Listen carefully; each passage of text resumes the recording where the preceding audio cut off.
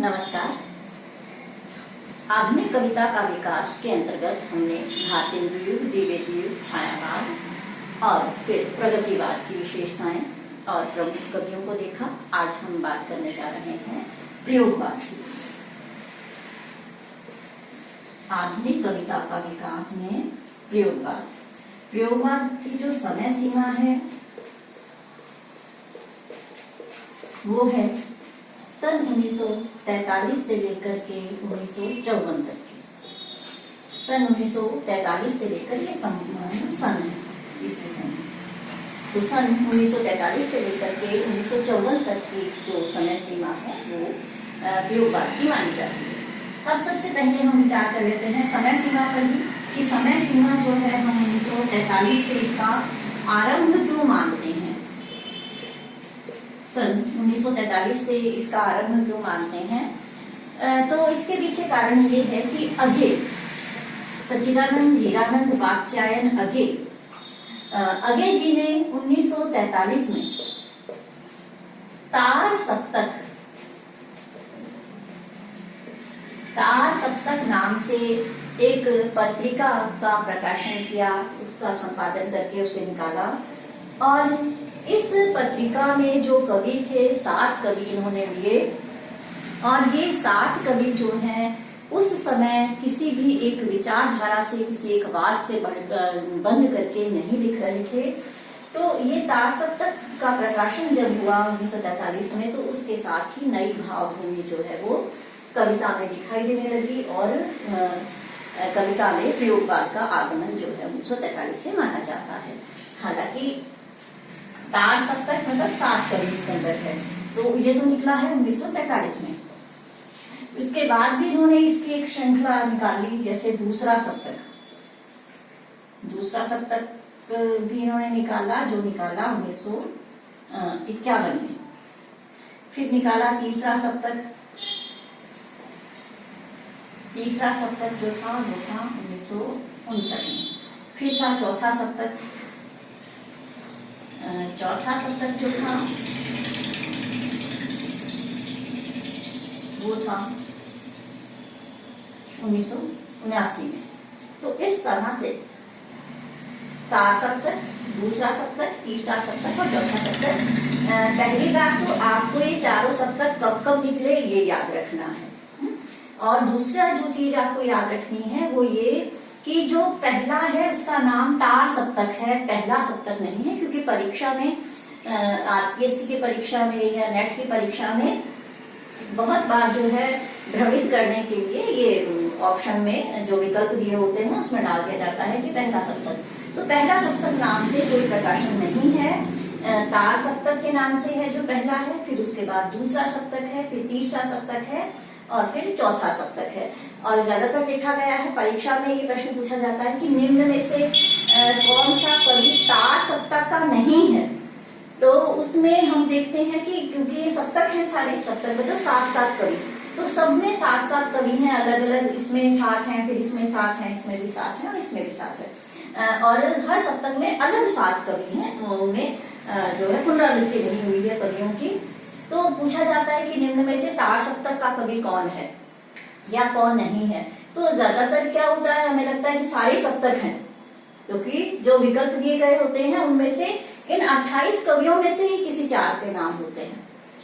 तो तार सप्तक से अभिप्राय सारे सप्तक नहीं है, ये भी हमें समझना है। तार सप्तक से अभिप्राय इनका सिर्फ यहाँ तार सप्तक मतलब पहला वाला जो प्रकाशित हुआ था उससे मतलब है, और दूसरा सप्तक, फिर तीसरा और चौथा सप्तक। तो इस तरह से हमें इनके सन याद रखने हैं। और ये भी ध्यान रखना है कि इन चारों सप्तकों का संपादन जो है वो अगे जी ने किया, सच्चिदानंद हीरानंद वात्स्यायन अगे। तो चारों का संपादन जो है वो अगे ने किया है। और चारों में अलग अलग 7 कवि हैं। पहले सप्तक में यानी कि तार सप्तक में अगे जी स्वयं भी थे, मतलब इनकी कविताएं भी इसके अंदर संग्रहित हैं। और बाकी में अलग अलग कवि हैं। तो एक तो हम करेंगे सप्तकों के सन याद करेंगे, और पहला सप्तक, दूसरा सप्तक जो भी है, तो तार सप्तक पहला सप्तक है, इनको इसको ध्यान में रखेंगे। और जो और हमें महत्वपूर्ण चीज याद रखनी है वो ये है कि हर सप्तक में जो 7 कवि हैं उन 7 कवियों के हमें नाम भी याद रखने हैं, क्योंकि जब अभी मैंने कहा कि ये भी पूछा जाता है कि निम्न में से कौन तार सप्तक का या दूसरा सप्तक का या तीसरा सप्तक का कवि है या कौन नहीं है। तो इसके लिए हमें ये 28 कवि सप्तक के हिसाब से कि कौन से सप्तक में कौन सा कवि है ये हमें याद करना है। तो इस तरह से तो ये बात हुई हमारी प्रयोगवाद के आरंभ की, कि प्रयोगवाद का आरंभ 1943 से माना जाता है, सन 1943 है ये। और क्यों माना जाता है? क्योंकि तार सप्तक नाम की पत्रिका अगे के संपादन में निकली, जिसकी नई भावभूमि थी। कोई कवि जो है वो अलग अलग विचारधारा से थे, और अगे ने स्वयं जो है इस तरह के कवियों को लिया था जो किसी एक वाद से, किसी एक मत से नहीं बंधे हुए थे, अलग अलग रूप में लिख रहे थे, तो उनको उन्होंने तार सप्तक में स्थान दिया। तो ये पत्रिका जो है एक नई भावभूमि लेकर आई कविता में, इस कारण से यहाँ से हम तार सप्तक प्रयोगवाद का आरंभ मानते हैं। इसकी पूर्व की सीमा तो हो गई 1943, और पर की जो सीमा है, पर बाद की जो है पूर्वापर की सीमा हम देखते हैं, तो बाद की सीमा 1954 हमने ली है, क्योंकि 1954 में नई कविता नाम की पत्रिका का प्रकाशन होता है, और जिसमें इससे हट करके प्रवृत्तियां थी। तो यहाँ तक हम ये देखेंगे इसकी समय सीमा। अब हम बात करते हैं, अच्छा एक बात और हम कर लेते हैं कि तार सप्तक जो था, इसकी मूल अवधारणा, इसके संपादक तो थे अगे, और इसकी मूल अवधारणा जो तार सप्तक की थी वो थी मुक्ति बोध की। तार सप्तक की जो मूल अवधारणा है वो किसकी है? मुक्ति बोध की है, ये भी हम याद रखेंगे। अब हम बात करते हैं नामकरण की, कि प्रयोगवाद का नाम प्रयोगवाद क्यों पड़ा या किसने दिया? तो प्रयोगवाद शब्द का जो प्रयोग है उसके संबंध में ये है कि जब तार सप्तक नाम की पत्रिका अगे ने निकाली, तो तार सप्तक की भूमिका में अगे ने लिखा, हम नए राहों के अन्वेषी हैं, हम नए प्रयोग कर रहे हैं। इस तरह से उन्होंने इस भूमिका में प्रयोगवाद, प्रयोग शब्द का, वाद नहीं, प्रयोग शब्द का इतनी बार प्रयोग किया कि तार सप्तक के कवियों को ही प्रयोगवादी कहा जाने लगा। अगे ने भूमिका में लिखा, हम नई राहों के अन्वेषी हैं, हम नए प्रयोग कर रहे हैं। तो प्रयोग शब्द का इतनी बार उन्होंने प्रयोग किया कि आलोचकों ने इस तार सप्तक के कवियों को ही प्रयोगवादी कवि कहा। हालांकि जब दूसरा सप्तक का प्रकाशन हुआ, तब अगे ने स्वयं इस बात का विरोध किया कि हम प्रयोगवादी नहीं हैं, परंतु तब तक ये नाम जो है वो आरूढ़ हो चुका था। प्रयोगवाद शब्द का जो पहला प्रयोग है वो नंद दुलारे वाजपेयी के द्वारा किया गया।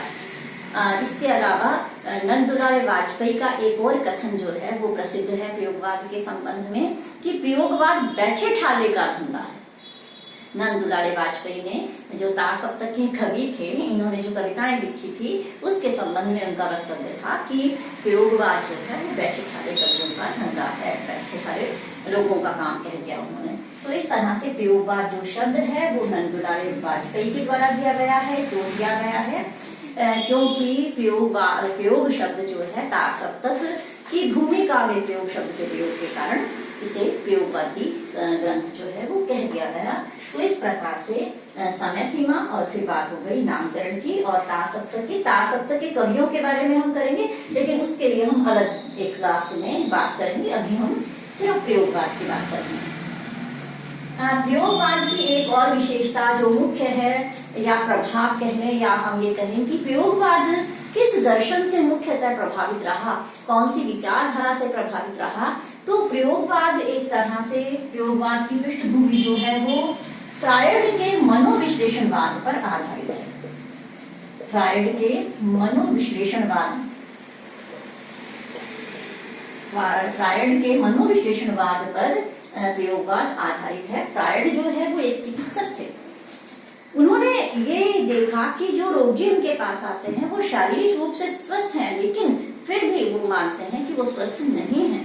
तो उस स्थिति का विवेचन करने के बाद जो पूरा उन्होंने उसको देखा, तो उन्होंने पाया कि ये जो रोगी हैं वो शारीरिक रूप से रोगी नहीं है, बल्कि मन से रोगी। ये विश्लेषण करते हुए उन्होंने देखा कि उन्होंने कहा हमारे 3 मन होते हैं, लेकिन बाद में उन्होंने कहा कि नहीं, 3 नहीं, 2 मन होते हैं, चेतन मन और अचेतन मन। हमारा जो चेतन मन है वो पूरी तरह से एक तरह से अचेतन मन के ही अनुसार चलता है। चेतन मन तो जब हम सामाजिक बंधनों के कारण या अपने आसपास की जो स्थितियां हैं उसके अनुसार जो हम काम कर रहे हैं, जागृत अवस्था में है। लेकिन हमारा अचेतन मन क्या है, जहां पर हमारी मन की कुंठाएं हैं या ऐसी इच्छाएं हैं जो पूरी नहीं हो पाती हैं, जो दब गई हैं, वो अचेतन मन में चली जाती हैं और धीरे धीरे कुंठाएं बन जाती हैं और हमें मानसिक रूप से रोगी बना देती हैं। तो ये स्थितियां जो हैं वो बहुत ही भयानक हैं, बहुत ही खतरनाक होती हैं। तो हम बात ये करते हैं कि साहित्य में हम इसका क्या महत्व है, हम साहित्य पर प्रभाव कैसे कह सकते हैं, या हम ये कैसे कह सकते हैं कि प्रयोगवाद की पृष्ठभूमि में मनोविशेषणवाद है। वो इसलिए कि इन कवियों ने साहित्य को, इन कुंठाओं को व्यक्त करने का एक श्रेष्ठ माध्यम माना है उनके अनुसार, क्योंकि ये कुंठाएं, ये इच्छाएं जो दब गई हैं, अगर वो व्यक्त नहीं होंगी तो हमें मनोरोगी बना देगी। इसलिए साहित्य के माध्यम से क्या होना चाहिए, इनकी अभिव्यक्ति होनी चाहिए, इनको बाहर निकाला जाना चाहिए। तो लगभग प्रयोगवादी कवियों ने यही काम किया है, अपने मन की वासनाएं, कुंठाएं जो है वो साहित्य के माध्यम से व्यक्त करने की चेष्टा की है। तो जो प्रयोगवाद है वो मनोविशेषणवाद से प्रभावित है। आगे जब हम इसकी विशेषताएं देखेंगे तो भी हम पाएंगे कि इन कवियों के काव्य की जो विशेषताएं हैं उनमें हमें ये मनोविज्ञान और मनोविश्लेषण मिलता है।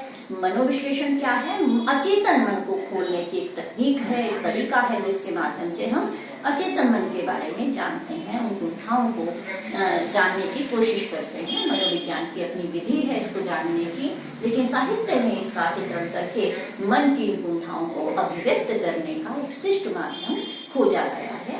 आज हम इतना ही करेंगे, कल हम करेंगे प्रयोगवाद की विशेषताएं। तब तक आप ता सप्तक के कवियों के बारे में ढूंढिए।